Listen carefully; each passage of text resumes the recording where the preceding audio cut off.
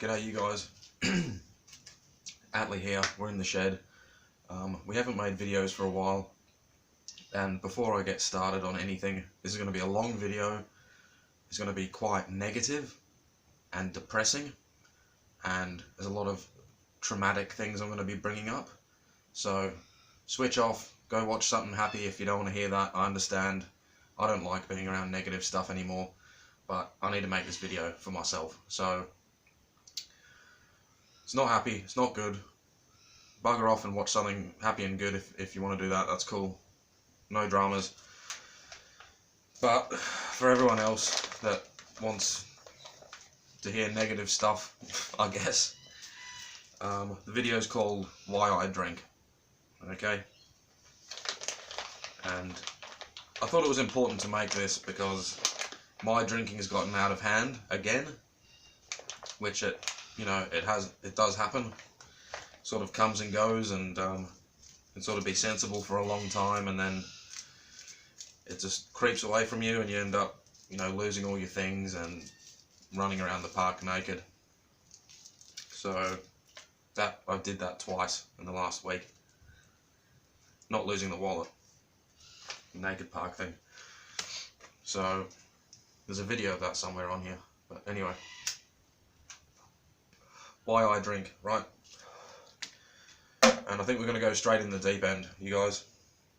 So I've got a lot of PTSD from traumatic events, and I don't normally try and talk about this sort of stuff too much, and I actually enjoy doing comedy, but not today. So,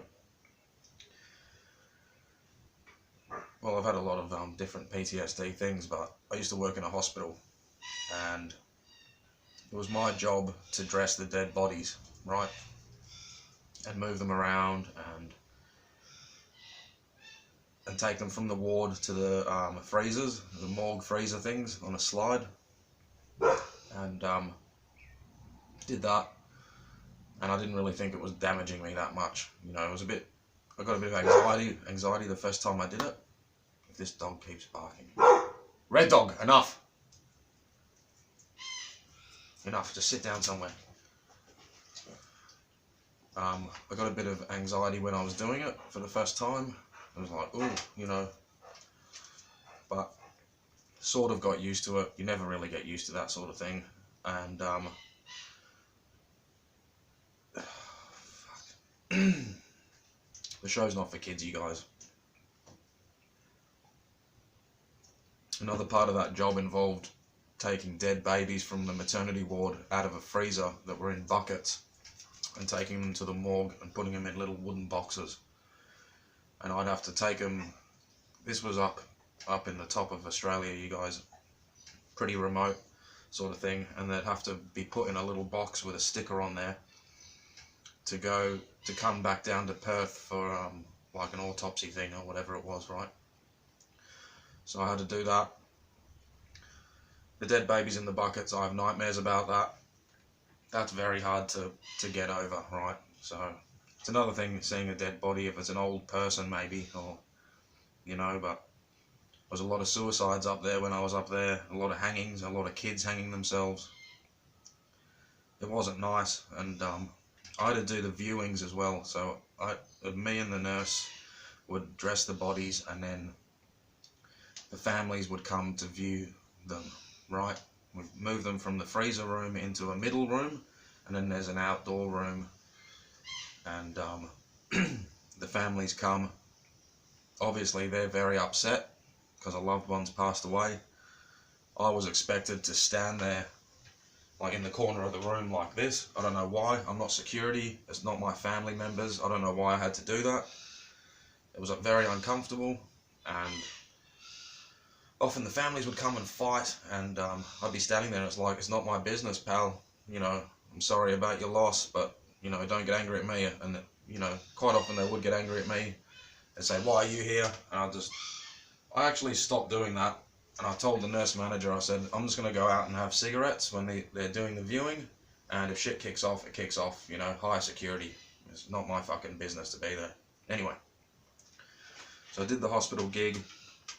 It was also just a lot of Saw a lot of stuff just in the hospital itself. It wasn't all about death, you know, a lot of motor vehicle accidents and bad things had happened, and saw all that.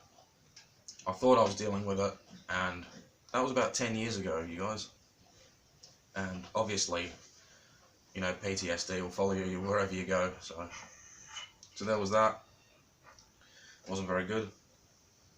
By the way, that job was the best job I've ever had, believe it or not.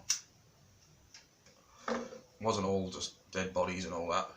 It's mainly just stocking up linen cupboards, making sure there's warm blankets and towels, and emptying bins, and moving patients around.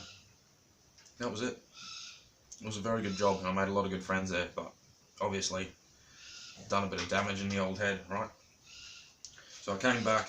I actually left that job and came back down to the city because my dad wasn't well, right? His heart was playing up, so me and him, he flew up there and me and him drove back, took turns, and when I got back down here, he was delivering furniture at the time, driving a truck, so I decided that I'd go and help him do it, and do the lifting and all that. So we did that for a few years, and I had a falling out with the guy that was running the business. Shut up. He was underpaying me, so I decided to go back to doing my trade, which is in cooling. So I was fixing radiators and all that, and managed to land this job doing mining equipment, heavy duty stuff, good paying job, was really good, and I stuffed my back up. I got thrown across the workshop by a crane, landed on my backside, crushed the discs in my back, and had surgery, right? So I hurt my back. I kept working, trying to anyway. Hurt my back, and just after I hurt my back, that was in June of 2014, in August, Dad died. He died in this house, and I couldn't revive him, okay? I came home from work, said g'day. He goes, oh, I'm not feeling well, I'm gonna go have a lie down. Hit the deck. Good night, right? And that was 5 days before my birthday, in 2014. I can't do maths, I don't know how old I was, 28 I think. Whatever. This dog doesn't shut up. And yeah, so Dad died, had my birthday. I don't really celebrate my birthday anymore. My friends were very nice and they took me out and tried to make it a good day, but obviously I had things going on. And that November I had the spinal surgery, so they did that. I tried to go back to work, but my spine just fell apart. I couldn't keep working. And the workers' comp thing dragged on for 2 years, right? And it was a very hard 2 years. It was very patronising. I didn't want to be on workers' comp. You know, I just wanted to do my job. All the employees were bullying and talking about me behind my back. And because I was only working half days, I'd go home and they'd spend the rest of the day talking shit about me.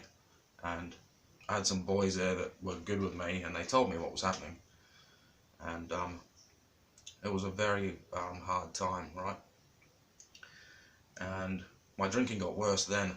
Now I've had 3 stints in detox, which is an inpatient detox facility. They lock you up, taper off, you cut off the alcohol completely, and then they give you benzos and they taper that down until it's nothing. You spend 7 days there. I've done that a few times. One of them was quite successful. I had 5 months sober, and I thought that because everyone makes such a big point of my drinking, and like the fucking world depends on it, like, oh, he didn't drink that much today, that was a good day, or, you know, I wish he'd stop drinking. So I did that for 5 months, and I didn't touch a drop, and everyone was still furious and still picking on me for other things. So I hacked it out as much as I could, and thought, fuck you, went back on the piss, and whatever. I think that was the first one that was successful.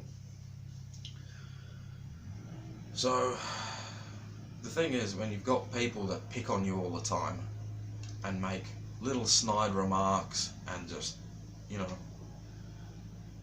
and negativeness, and just, there's a lot of triggers, right?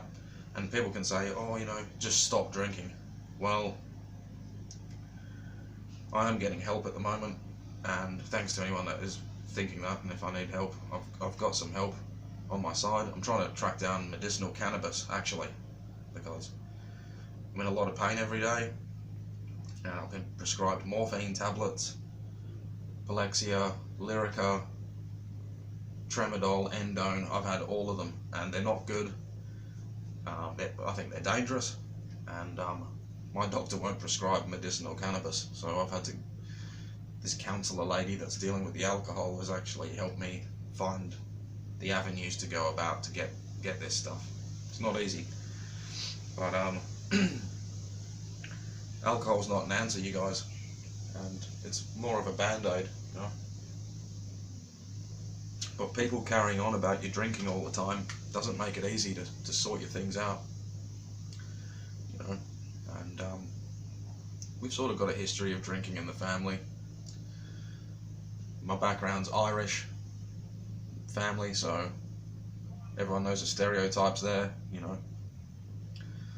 So I don't know how much is hereditary or what it is, but you know, people carrying on about you drinking all the time, they don't realise, you know, what it's like to jump on your dad's chest when he's your best mate and watch the paramedics have to smash his teeth out to put a pipe down him and a machine that goes like this, and then have to look after your mum afterwards and organise funerals and fucking just shit and deal with having nightmares of dead babies in buckets. I could go on. I mean,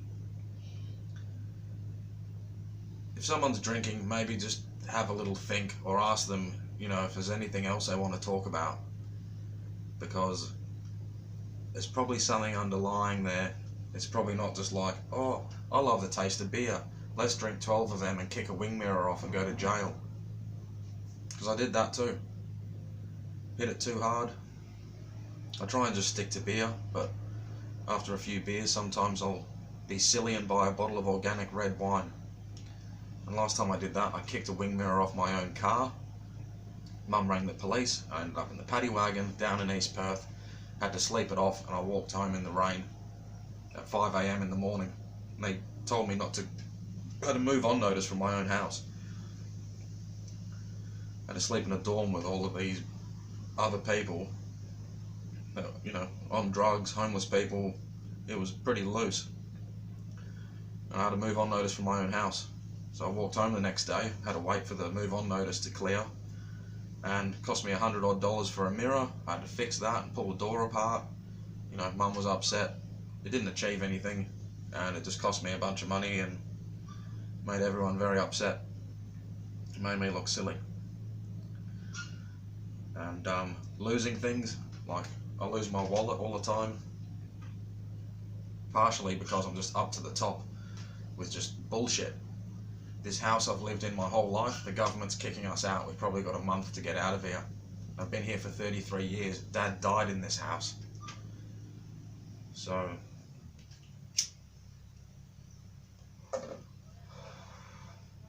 everyone's going, you need to clean your act up. You need to stop drinking. Well, fuck me!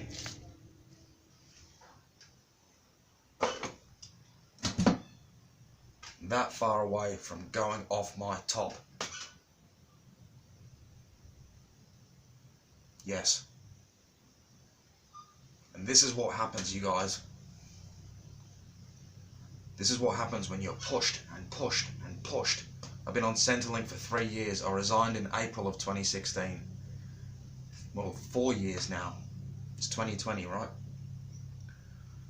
I've had to survive on $540 a fortnight. And luckily my mum has bailed me out more times than I can remember. I probably owe her 50 grand. I'm not entitled to disability pension. Fair enough. There's a lot of people that are more disabled than me. But I spend a lot of time in bed. There's days where I can't stand up to turn the kettle on. And my family will vouch for this because they have to look after me. I'm very lucky I've got a supportive family, but it gets a bit graphic here as well, you guys, but I couldn't walk. I needed to go to the toilet one night. I had to drag myself along the floor in agonising pain and poo sideways into a shower, crying. Now, there's probably a little bit of comedy in there. It sounds funny now, but I did that. I lied there. It was very uncomfortable. And I looked up to God and I said, I can't do this for very long, mate. I can't do it for very long. So, there's workmen shouting over there. Yeah, so it's not easy to get your act together. Being in agonising pain, having negative people around, people making smart-ass comments, the world itself. You know, I got crook last week, and crook in the guts. I was quite ill. I was on the toilet all day, and buying luxurious toilet paper isn't something I think of. I just use whatever's there, whatever. But because I was using it so much, it was becoming painful, right? I thought, I'm going to invest some money into some bloody Lux, you know, Duck's Nuts, bloody toilet roll. The one time that I've probably bought toilet roll in my whole life, go down there, there isn't any. There isn't any. There's some fucking virus that everyone's worried about. For some reason they think toilet roll is going to cure it. There's no toilet roll.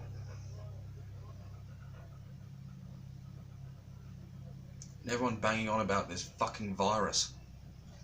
Oh, it's all just fucking get on with it. We're gonna get sick, we're gonna get sick. They're saying, oh, 9 people are infected. Try fucking 900 or 9,000, mate. They may as well not even put it on the news. You know?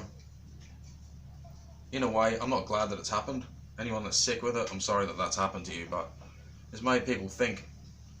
And the shelves are empty in the shops, and all this gardening stuff that I do and the self-sufficient living is starting to become pretty important.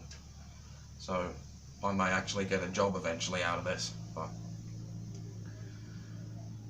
yeah, if someone's drinking or going off the rails, you guys, it's very easy to just think, oh, you know, he needs to get his act together.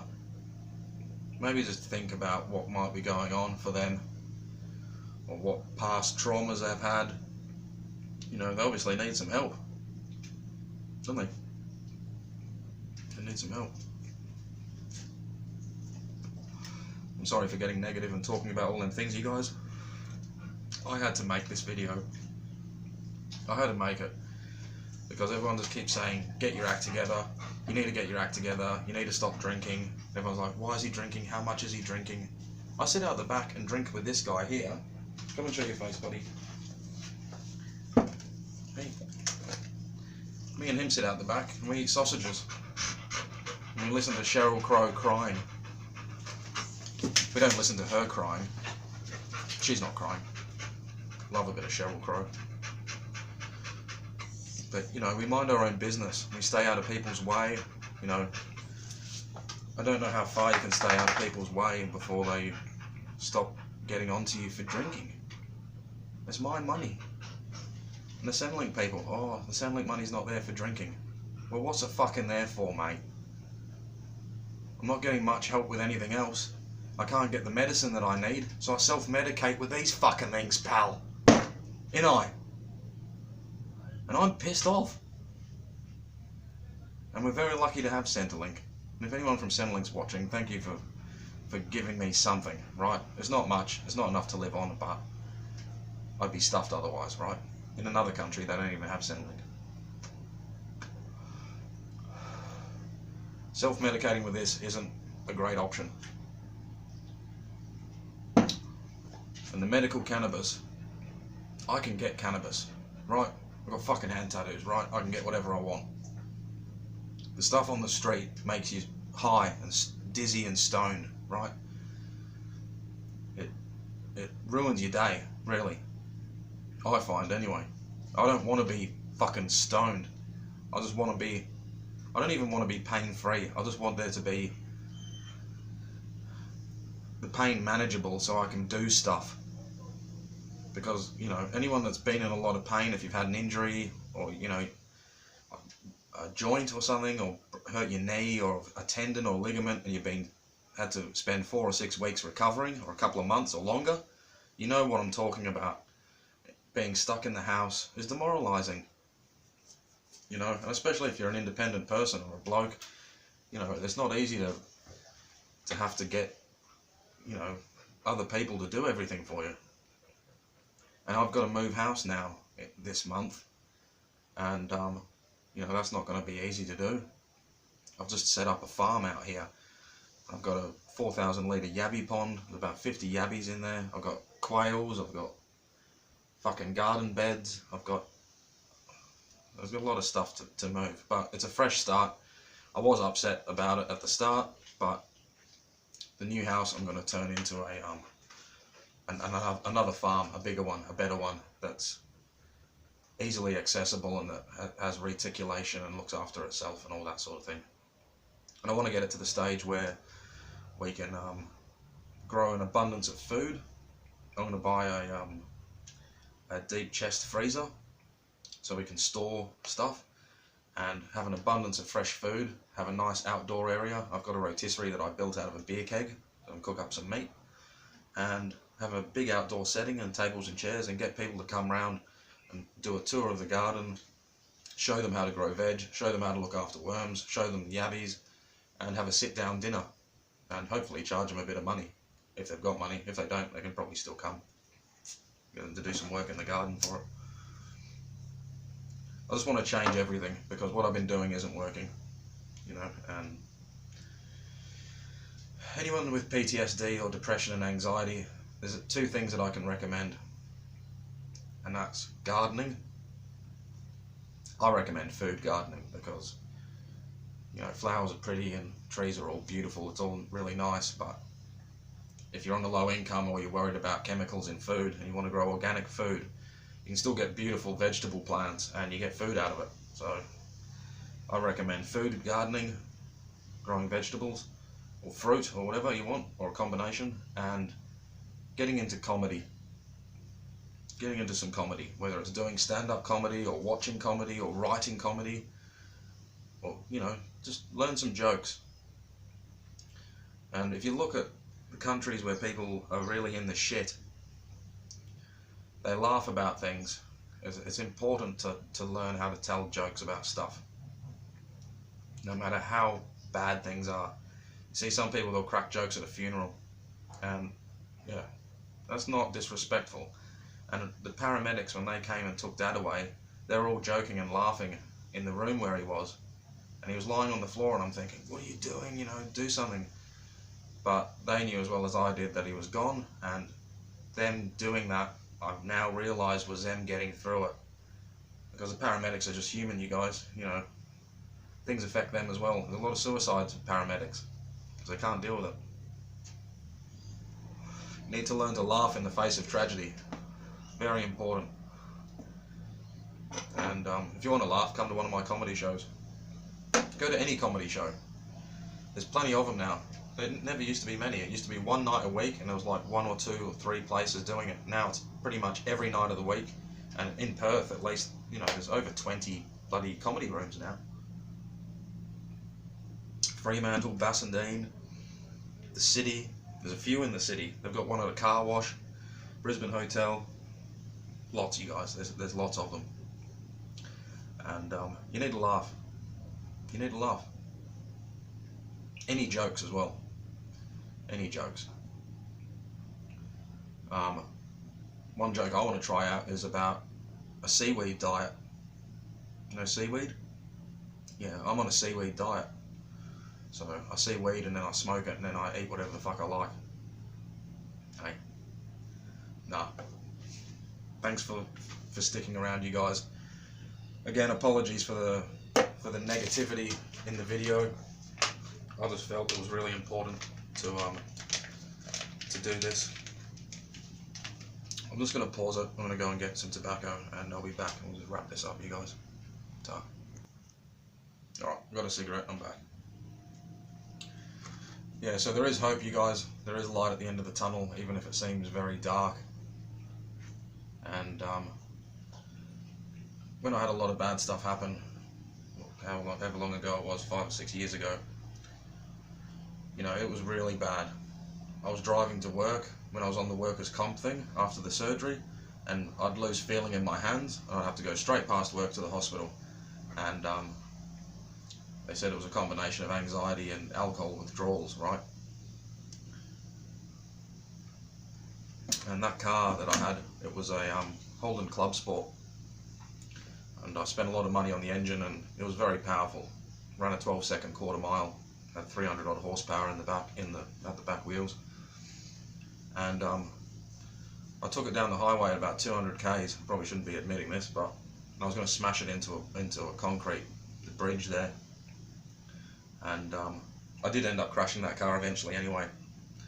Just before I went into detox, I spun it into a lamp pole and just about cut the car in half. You know, just going off the rails. And if I could give myself advice from now to back then, because I didn't think there was a way out, I just thought, when them waves are crashing over the front of the boat constantly, and you're just trying to get a breath of air constantly, bang, boom, boom, boom, boom, more, bigger ones, goes down, bigger, and it's pushing in, down, like a submarine, fucking whoo. You just think, this is going down, down. You know, things do get better. Just remember, when them waves are crashing over, they don't crash forever. They don't crash forever. It might feel like they are, and they can crash for a long time. They're still crashing over me now, but there's fucking glimmers of hope, mate. You know, if you can grow your own food and you can cook, cooking is another thing to do. Get some nice herbs. What did I make the other day? Pesto, pasta, right? Fresh basil, tomatoes, oregano. You know, get the stuff out of the garden, and you know, you can impress your family and have healthy food and share that together. That's really nice. That is a nice thing to do. Buy organic food if you can. Just having nice flavours and nice tastes, and just enjoying simple things. I got an organic tub of jam the other day with no preservatives in it. I was over the moon. I was so excited. And you have to learn to get excited over little things, you know. It might sound stupid, but it's very important. You know, if you can get excited over jam and just be like, yeah dog, yeah boy, even the dog's getting excited. It's very important, because it breaks up your day, and if you're having negative thoughts all the time, you know, it breaks up them negative thoughts, doesn't it? Oh yeah. Yeah. The waves don't crash forever, you guys. And you can hit me up if you need someone to talk to yourself. You know, I don't use a computer very much, but I do check things from now and again. The other thing is, the phones and the computers and all that, that'll make you depressed. Too much of that. You need to turn it off and walk away sometimes. Just get some fresh air, and just remember that you're human. And go back to the old school. Our way of living these days, the modern lifestyle, is not conducive to peacefulness. And peacefulness is important. And rest, even rest. Very hard to get rest. People do not let you rest. You need to prioritize rest. Turn everything off, lock the doors. And people get all antsy about it. Oh, you're being selfish, and oh, I'll just go home then. Well, fuck off home then. I'm going to bed. You need to do that. You need to break some eggs to make an omelette. Do it. Just say, no, not contactable today. I'm having a day to myself. You need to do that. And it can seem bad if you're a person that, you know, doesn't do that. You can feel a bit guilty, but sometimes you just need to feel guilty and get some sleep. It's as simple as that. And have some downtime for yourself. Sometimes it's very important to just do nothing. Making a conscious effort to just say, I'm not thinking about anything, I'm just going to watch people falling over on ice on YouTube. No, I'm just joking. That's probably not a great example, but I find watching TV, it just allows your brain to switch off. Watching something that's silly that you don't have to concentrate on, probably not a documentary, because I like learning, but I take it too seriously. I get involved, and I'm like, I'll rewind it, and I'm thinking, oh, that's how they do that. Just watch something a bit stupid, a bit silly, that you enjoy, and let your brain switch off. And yeah, do some gardening, you guys. Write some jokes. Let me know how you're feeling in the comments if you want to chat or anything like that. And hopefully the next video is more positive. Sorry again for the negative stuff, you guys, but we will have some good stuff coming up. I recorded a video yesterday at Parliament House and the police stopped me for gardening, which was cool. We're going to be doing more of that, and we've got some good stuff coming up. So stick around. Thanks for watching, and we'll see you soon. Cheers.